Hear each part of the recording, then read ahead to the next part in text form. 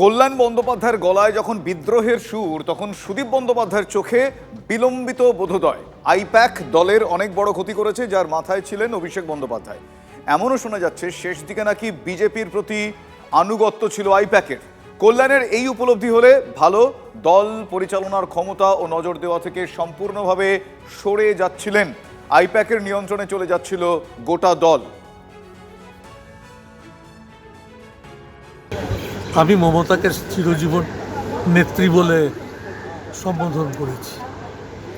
আমার কোথাও মনে হয়েছিল দল পরিচালনা সেই ক্ষমতা এবং দলের প্রতি নজর দেওয়া, এর থেকে তিনি সম্পূর্ণভাবে সরে যাচ্ছেন।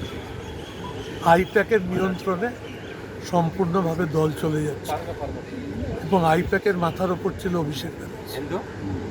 পরবর্তীকালে এটা ক্রমশ প্রকাশ্য হয়ে ওঠে যে আইপ্যাক কত বড় ক্ষতি করেছে, এবং এখন এরকমও শোনা যায় যে আইপ্যাক নাকি শেষ দিকে সম্পূর্ণভাবে বিজেপির প্রতি তাদের আনুগত্যতে চলে গিয়েছে। তাই সব মিলিয়ে একটা বড় ক্ষতি হয়ে গিয়েছে দলে। এখন সকলেই এটা উপলব্ধি করতে পারছে। কল্যাণের যদি এই উপলব্ধি এসে থাকে তাহলে সেটা ভালো।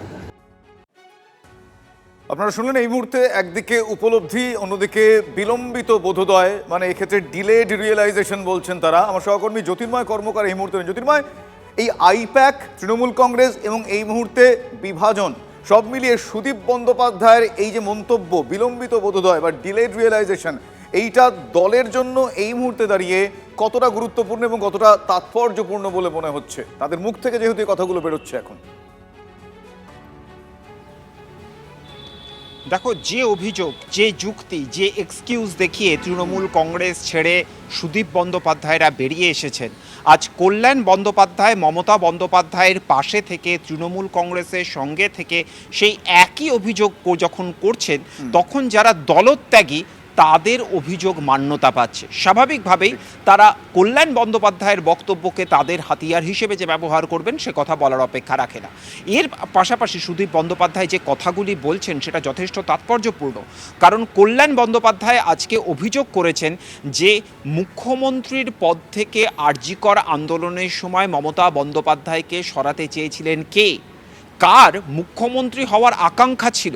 পশ্চিমবঙ্গে তৃণমূলের সাংগঠনিক কাঠামোয় মমতা বন্দ্যোপাধ্যায়ের পরে মুখ্যমন্ত্রী কে হতে পারেন সে বিষয় নিয়ে একেবারে প্রকাশ্যে আলোচনা সাধারণ মানুষ করেছে, সংবাদ মাধ্যম তো দূরে থাক।